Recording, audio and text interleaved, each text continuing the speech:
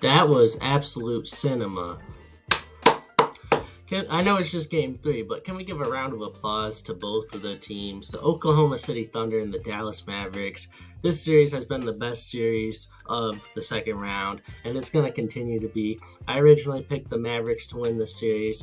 They're up 2-1 now. I still think the Thunder have a shot, but the Thunder are in danger zone.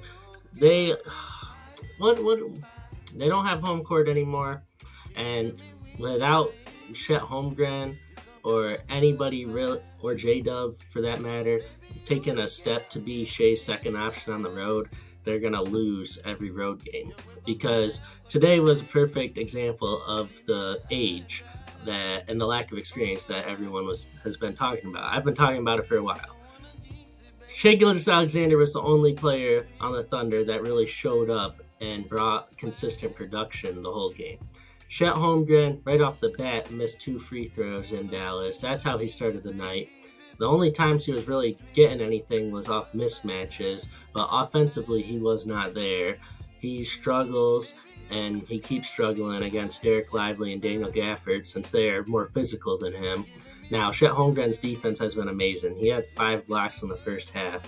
Wonder how many he finished with, but his defensive presence has been amazing in this series. Don't get me wrong. It's just Shai GilgeousAlexander needs a co-star. Chet Holmgren has been considered the second best player at times, even though it's J-Dub. If it's not J-Dub, I don't know what thought process you have. But anyways, Chet Holmgren hasn't been bringing even third star production consistently, and that's where the vulnerability of the age comes in. SGA just had 31 points. SGA went off for 31, 10, and 6. Chet Holmgren had 13 points, and J-Dub had 16, 8, and 6. That's not enough offensive firepower from your second and third options in a playoff series where you're matched up against Luka Doncic and Kyrie Irving. And they don't, there's not enough consistent production. And I know you're on the road, but if you're supposed to be the co-stars to SGA, you have to do more, and you have to bring consistent level production on the road. Now, J-Dub did get hurt at the end of the third quarter, I believe, but realistically, he wasn't doing anything that, he was facilitating. He was really efficient. It's just he wasn't aggressive, and that's what you need from J-Dub right now. He needs to be more aggressive. He needs to establish himself in this series, since he's had moments, but he hasn't established himself in this series yet. He must establish himself if the Thunder want to win this series, because PJ Washington, let's move over to the Mavericks. PJ Washington just had 27 points. Can we just acknowledge the fact that he has been probably better?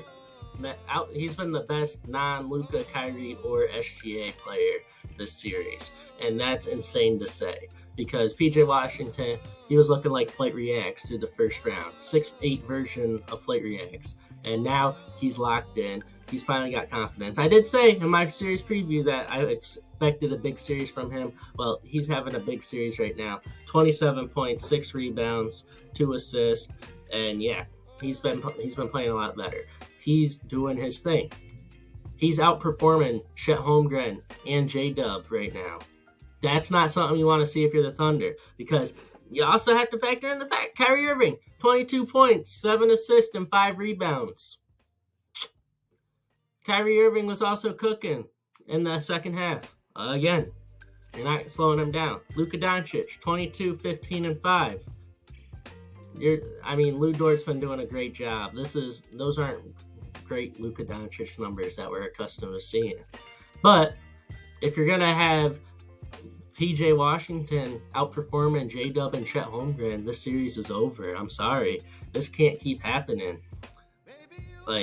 This is the vulnerability of the age for the Oklahoma City Thunder that everybody's been telling everyone about, and it's finally showing on the road. And it all started today with the 2 missed free throws by Chet Holmgren to open the game. Now, if it weren't for Chet Holmgren's defense, they probably would have got cooked. Isaiah Joe had a great game off the bench, but other than that, I don't really know what else to say about the Thunder, except for the fact that if J-Dub or Chet Holmgren, or anybody really, they have anybody bring consistent second scoring option production in this series, they have a chance to win it still. But if they lose the game in Dallas on Monday, I believe, maybe Tuesday, then they're cooked. And they will not win the series. And I'm rooting for Dallas. I'm rooting to be smart. But anyways, let's talk more about this series and what I just saw. Lack of size for the Thunder. That was very apparent because they got brutalized on the offensive glass in the first half particularly. This was not good for them. I mean, getting out rebounded is never good. But the Dallas Mavericks were struggling offensively in the first half, but they just kept getting second chances. And when you get second chances, point opportunities, you get more confidence, and then voila, you hit a crazy shot. And that's what happens with the New York Knicks, for example. They get a lot of second chance offense, and that's why they have so much energy in their games. That's what was happening with Dallas in the first half. They were finally coming alive. They were struggling, but then allowing them to get on the offensive glass, that's what shot the Thunder in the foot in the first half. And then in the second half, they just got outperformed by PJ Washington, Kyrie Irving, and Luka Doncic because SGA couldn't do it, beat those three players by himself. And then the hack-a-shack on Derek Lively, that was all fun and games until he started making his free throws, which I'm never really a fan of that. I mean, last year, Mitchell Robinson, that happened to him against the Cavs, maybe against the Heat too, but I'm not a fan of that because you just give the centers opportunities to get in rhythm. Derek Lively's going to have confidence in his shot for the rest of this round, like especially in Game 4. Like he hit 4 free throws in a row the last 2 times you fouled him. Now he's going to have confidence going forward. I don't like that idea because, well, you're going to send him to the line a lot, especially if you don't have the height to match him when Chet Holmgren's on the perimeter or not on him or in drop coverage. Like, he's going to end up going to the line a lot more. And that's just my personal opinion. I don't like the hack-a-shack thing. I don't like how teams do it because it honestly shoots themselves in the foot. Like, are you really that... Like, the Thunder's defense, they held the Mavericks to, 104, 105 points? Like, that's, yeah, they had 105 points. That's a good defense. How many Derek Lively free throws did you just give up? You just gave up 3 points at that point. Derek Lively shot 12 free throws. He had 8 points off free throws. So he had 6 points off free throw. I'm going to assume 5 of them were just because you hack-a-shack. So if you didn't hack-a-shack and played good defense and trusted your defense, you realistically win this game 101 to 100 if you take away the 5 points you gave to Derek Lively for free. I don't get behind that philosophy. I understand the philosophy. I just don't get behind it.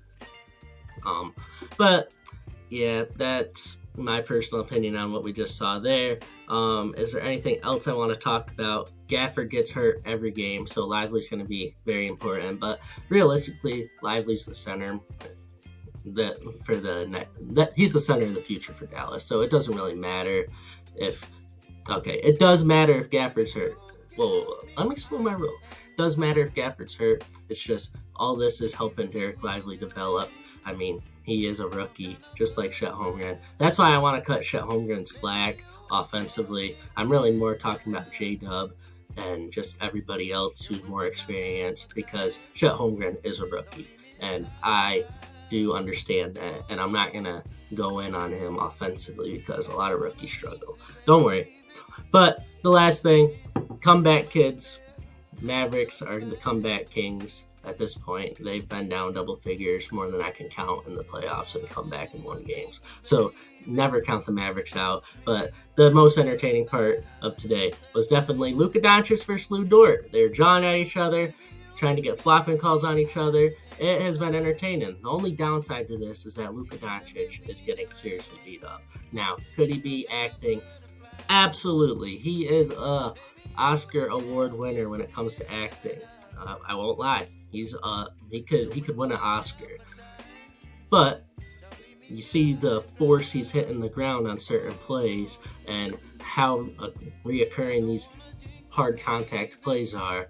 he could get seriously injured, and as NBA fans, we absolutely do not want to see that. So, as fun and as entertaining as that matchup has been, let's just tone it down a little bit. No, I'm just kidding. Keep it going. I don't mind. I'm here for it. I just worry about the health long term. A lot of health is being. There's a lot of injuries in this series. I mean, J Dub got hurt today.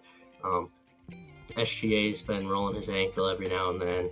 Um, Obviously, Luka's been beat up. There's just a lot of injuries in this series, and I feel like the injuries are really taken away from how generationally good this series could be. But yeah, that's all I got for y'all. Hopefully, the Celtics lose tonight, because then we'll be making a celebratory video. Because if the Celtics lose 2 games to the Cavs, I really lose a lot of confidence in them moving forward. But yeah, if the Celtics blow the Cavs out, we will not have another video for you today. I'm sorry, but that's just what I expect to happen. But if it's a good game, we'll be back with another instant reaction. But yeah, this was an instant reaction. Go check out my one from last night, the Minnesota Timberwolves versus Denver Nuggets Game 3. And if you want to watch any of my eliminations or videos, you'll click on those too. Make sure you subscribe so you don't miss an instant reaction. Turn on post notifications as well. Have a good one. Bye.